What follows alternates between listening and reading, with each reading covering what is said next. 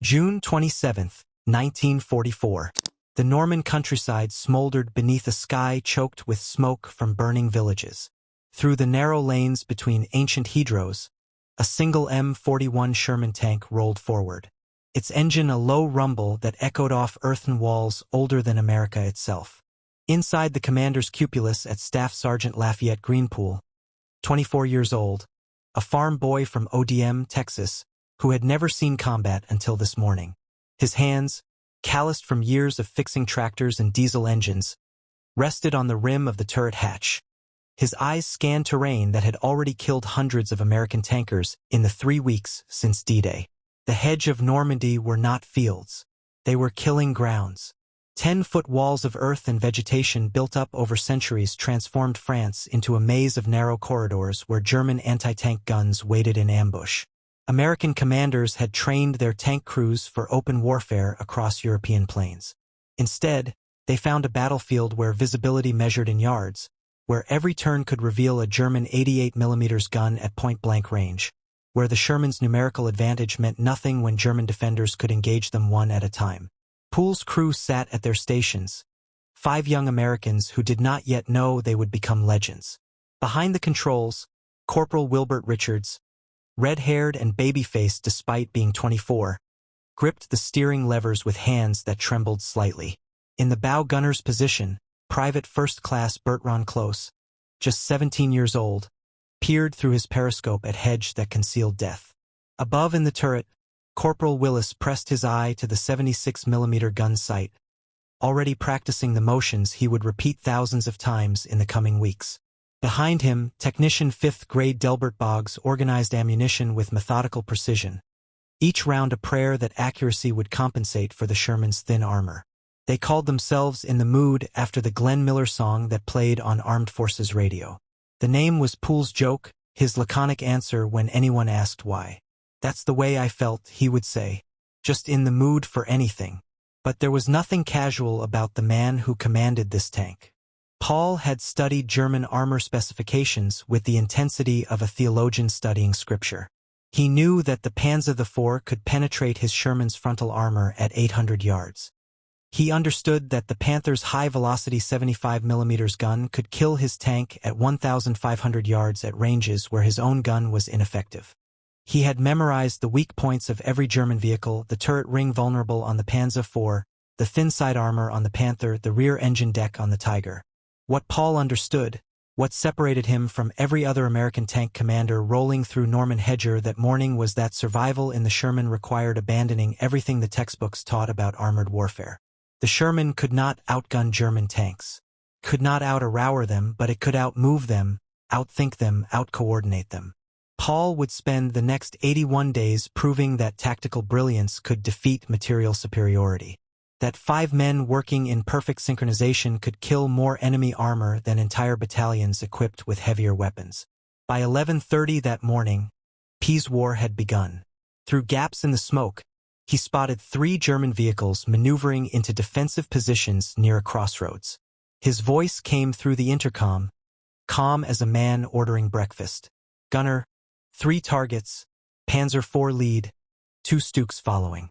Ola's response was a single word: identified. Paul watched the German tanks settle into position, calculating angles and ranges with a mind that processed terrain like a calculator processed numbers. "Fire when ready." The 76mm gun spoke 3 times in rapid succession. 3 German vehicles stopped, trailing smoke. Paul's after-action report would note these as his first kills. Though in the chaos of first combat, details were fragmentary. Then reality struck back. A German soldier rose from rubble with a pain rust, the shaped charge warhead that could turn a Sherman into a crematorium. The rocket struck in the mood with a flash and concussion that stunned the crew. Poole's order was immediate: bail out.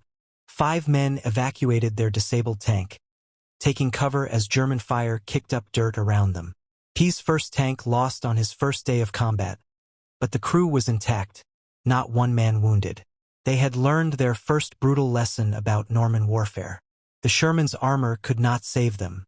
Only speed, awareness, and Poole's tactical genius would keep them alive. That evening, as the crew waited for a replacement, Sherman P. gathered his men and conducted what would become ritual after every engagement. He reviewed what happened, analyzed what they did right and wrong, discussed how to improve.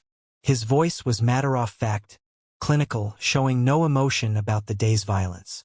"We'll get better," he told them. "We'll learn to see them first, shoot first, move before they can respond." Within 2 days, Paul received his second Sherman, an improved model mounting the new 76mm gun. He named it in the mood just like the first. When his crew asked why he chose that name again, Paul's answer remained the same. The new tank would serve them through August, through the breakout from Normandy, through the race across France. It would carry them through dozens of engagements where Paul's genius for terrain and timing would transform the Sherman from outmatched weapon into instrument of annihilation. The hedge taught Paul what textbooks could not. He learned that patience was a weapon, that careful reconnaissance prevented ambush, that positioning his tank correctly before firing mattered more than armor thickness or gun caliber. On July 4th, when his platoon encountered 3 Panzer V4s in hull-down defensive positions, Paul did not attack directly down the lane where German guns were oriented. Instead, he directed Richards through an adjacent field using a depression in the ground to conceal their movement. 20 minutes of careful maneuvering brought them to a flanking position 400 yards from the German tanks. From this angle, Ola could see the turrets and upper holes of enemy vehicles that were invisible to American forces advancing down the main lane. Poole's voice remained calm. "Gunner, target left, Panzer IV, range 400. Fire when ready." 3 shots in 2 minutes. 3 German tanks destroyed.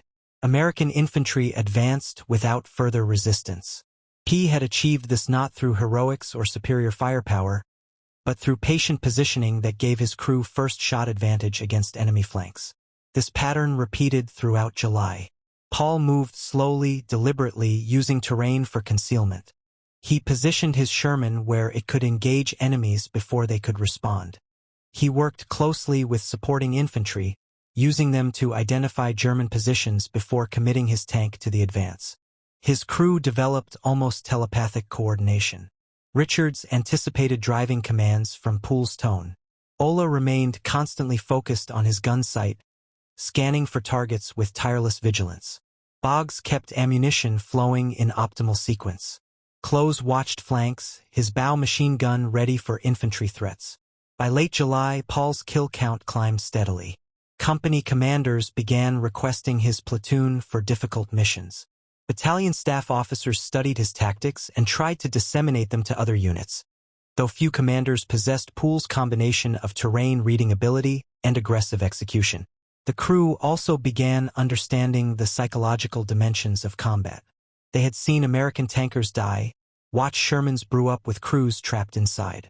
They understood that survival resulted from skill, but also from luck. Every engagement could be their last. Yet they continued fighting because Poole's leadership gave them confidence that survival was possible if they maintained their standards. August brought the breakout from Normandy and the beginning of Poole's transformation from competent tank commander to legend. As German forces retreated eastward to avoid encirclement, the 3rd Armored Division drove deep into enemy rear areas. Poole's crew entered this phase of operations with growing confidence born from weeks of successful combat. The change from restrictive hedgerow terrain to more open country suited P's aggressive temperament perfectly. On August 7th, Combat Command A advanced rapidly through the Files Gap, the narrow corridor through which German forces attempted escape. Poole's tank led Task Force Y along a road jammed with retreating German vehicles. The scene resembled a highway at rush hour, except every vehicle was military. Every driver desperate to escape before Allied forces closed the trap. Paul's commander listening on the radio as Paul reported contact with fleeing German troops heard words that revealed the tank's conflicted emotions. "Ain't got the heart to kill them." Paul's voice came through, followed almost immediately by the sound of Close's bow, machine gun chattering. "Watch the bastards run. Give it to them close." The engagement that followed became one of the war's most one-sided massacres. German forces caught in the open with limited ability to maneuver presented targets that Poole's crew engaged with mechanical efficiency. Ola fired the main gun at trucks and half-tracks, destroying vehicles with single shots, close our columns with machine gun fire. The carnage continued for miles as Task Force Y advanced. Poole's tank claimed 15 vehicles destroyed in this single engagement, though separating his kills from those of other American tanks proved impossible in the chaos. German forces in the Files pocket suffered catastrophic losses. The Wehrmacht in France was effectively destroyed as a coherent fighting force. On August 17th, P's crew experienced their second tank loss under circumstances that revealed war's deadly confusion. Poole's platoon was clearing remaining German forces from the village of Fromental when American P-38 Lightning fighter bombers appeared overhead. The P-38s, operating with information suggesting German armor remained in the area, identified Poole's Shermans as enemy vehicles and attacked with bombs and strafing fire. Poole's tank took multiple hits. Bomb fragments peppered the hull. Machine gun fire razed the turret. Poole ordered immediate bailout as flames erupted from the engine compartment. The crew escaped without serious casualties, but in the mood burned ATL destroyed by American aircraft whose pilots made an understandable but deadly identification error. The incident infuriated Paul, but within 24 hours, he received his third Sherman again named in the mood. Paul and his crew resumed operations with barely a pause. The period from late August through early September saw Poole's kill count accelerate dramatically. German forces attempting to establish new defensive lines along river barriers concentrated armor at choke points where American advances could be delayed. Poole's tank repeatedly found itself engaging these defensive positions. August 29th, 30th, and 31st, during river crossing operations near Swisson, Poole's crew achieved their most productive three-day period. The engagement began in dawn darkness. Poole's tank advanced with infantry toward the river. German forces opened fire from concealed positions on the far bank. Poole identified muzzle flashes and directed alto targets. As daylight improved visibility, Paul spotted German armor maneuvering to counterattack the developing American bridgehead. He counted 6 vehicles moving into firing positions. Paul directed Richards to position their Sherman where terrain provided partial concealment while maintaining clear fields of fire. Over 40 minutes, Poole's crew systematically destroyed all 6 German vehicles. August 30th brought another intense engagement when German forces counterattacked with reinforcements. Poole's tank positioned on the defensive perimeter engaged advancing German armor at ranges under 500 yards. The fighting became brutal exchange of fire where the first accurate shot meant survival. Poole's crew destroyed 8 German vehicles during this engagement. On August 31st, P's platoon encountered a German column attempting to withdraw. The engagement lasted through the afternoon. Poole's tank pursuing fleeing German vehicles. P's crew destroyed 11 vehicles that day, bringing their 3-day total to 25 confirmed kills. By early September 1944, Paul had been in combat for just over 2 months. His official kill count stood at 112 confirmed enemy vehicles destroyed. This number already exceeded the career totals of nearly every other American tank commander in the European theater. The 3rd Armored Division continued its rapid advance through France and into Belgium during September. Paul's tank remained at the spearhead, consistently leading, consistently finding and destroying enemy resistance. September 19, 1944. Münsterbusch, Germany, southeast of Asia. The crew had been due to rotate home in days for a war bond tour. Lieutenant Colonel Walter Richardson, recognizing their upcoming departure, deliberately placed Paul's tank on flank guard duty rather than in the lead. "No spearheading today, Paul," Richardson said. "You guys are heroes, and I want you going home to Mama safe and sound. You take the flank." But the Germans did not know about P's rotation orders. As in the mood advanced on the flank of Combat Command A's attack against the Siegfried Line fortifications, P spotted an anti-tank gun concealed behind a garage door. The crew had a substitute loader that day. Ola had been temporarily transferred stateside. Boggs had been sent to the rear for a hearing check prior to their scheduled departure. The replacement loader, unfamiliar with the gun's mechanisms, shoved a 76mm round into the breech and jammed it. Poole, recognizing the immediate danger of facing an anti-tank gun with a jammed weapon, shouted to Richards, "Back up, baby!" The Sherman began reversing when the first German round struck the turret. The impact blew Poole out of the commander's hatch onto the ground. He landed running, then his right leg collapsed beneath him, shattered by shell splinters. His leg hung by threads of flesh and fabric. Paul regained consciousness quickly enough to understand his situation.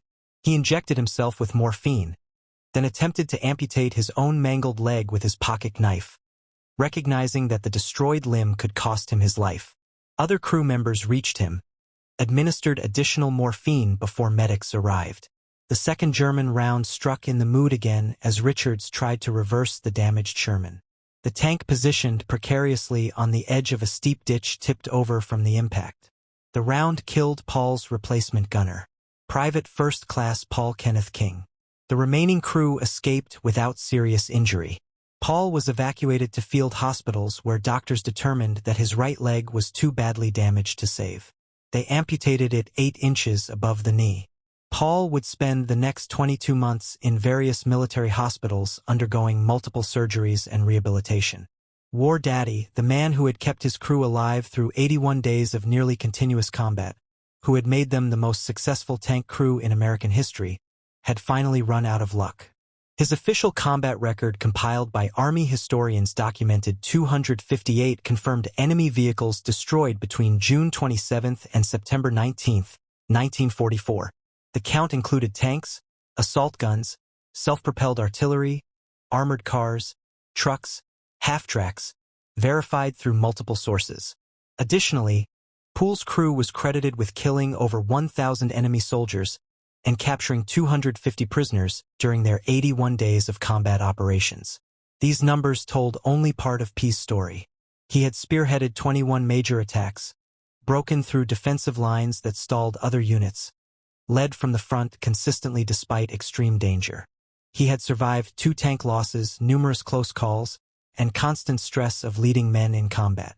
He had developed tactics that other commanders studied.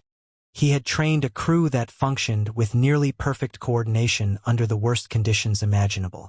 The mathematics of his achievement staggered the imagination. 258 kills in 81 days. Average 3.19 enemy vehicles destroyed every single day for nearly 3 months of continuous combat. Poole's achievement must be understood in context. German Kurt Kispul was credited with 168 kills on the Eastern Front over several years. Michael Wittmann achieved 138 confirmed kills before his death in Normandy. These men are remembered as legends of armored warfare. Paul's score exceeded both in less than half a year. No American tanker before or since has achieved anything approaching Paul's record. His achievement stands alone. The crew continued fighting under a new commander after Paul's wounding, but the magic was gone. They were competent tankers performing their duties, but they would never again achieve the extraordinary kill rates they had maintained under Poole's leadership. The combination of Poole's tactical genius, the crew's coordinated execution, and circumstances that put them at the spearhead of the Allied advance through France was unique and unrepeatable. Paul returned to Texas in 1946, a decorated combat veteran with permanent disability. He was 27 years old, fitted with a wooden prosthetic leg, struggling to rebuild civilian life. He opened a filling station in Sinton, but civilian business proved frustrating for a man accustomed to military purpose and combat intensity. In July 1948, Paul re-enlisted in the United States Army. He entered the Transportation Corps, later rejoined the 3rd Armored Division as an instructor in automotive mechanics. He remained in service until his retirement in 1960 with the rank of Chief Warrant Officer II. Paul rarely spoke about his wartime service for decades after the war. Friends and family knew he had been a tank commander, knew he had been decorated, but Paul deflected questions with vague responses. This reticence was typical of his generation of combat veterans. Men who had experienced extraordinary things under extreme circumstances and found it impossible to explain those experiences to people who had not shared them. How could you describe what it felt like to kill over 1,000 enemy soldiers? How could you convey the terror and exhilaration of combat to people whose greatest stress was traffic or work deadlines? Paul began speaking more openly about his service in his later years. He participated in veteran reunions, gave interviews to historians, served as technical advisor for documentaries about tank warfare. He remained modest about his achievements, consistently crediting his crew's skill rather than claiming personal brilliance. In 1981, at age 62, Paul was inducted into the Fort Knox Armor School's Hall of Fame. The ceremony brought together surviving crew members, armor officers from multiple generations, and historians who had studied P's career. P was visibly moved by the recognition, though characteristically he kept his remarks brief and focused on thanking his crew. The crew members who fought under Pool's command carried the mark of their extraordinary combat service throughout their lives. Wilbert Richards returned to Maryland and worked in construction management. In interviews conducted in the 1980s, Richards spoke about Pool with respect bordering on reverence. Willis struggled with psychological aftermath of combat. Fighting persistent depression related to his wartime experiences, he spoke openly in later life about post-traumatic stress before the condition was widely recognized. Delbert Boggs maintained perhaps the closest ongoing relationship with P, visiting Texas several times and corresponding regularly. Bertrand Close rarely spoke about his combat service to anyone outside his family.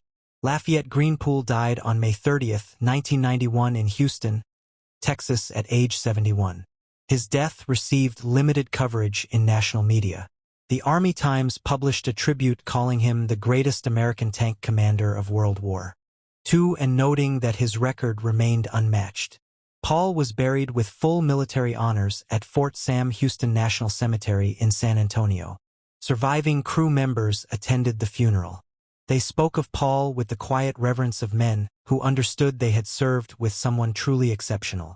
Paul's legacy endures in the armor doctrine he helped shape, in the tactical principles that bear his influence, and in the memory of those who served with him. The U.S. Army's Armor School studied Paul's tactics extensively, incorporating lessons from his combat service into training curriculum. Paul's emphasis on aggressive maneuver, achieved surprise, and crew coordination became fundamental principles in American armor doctrine.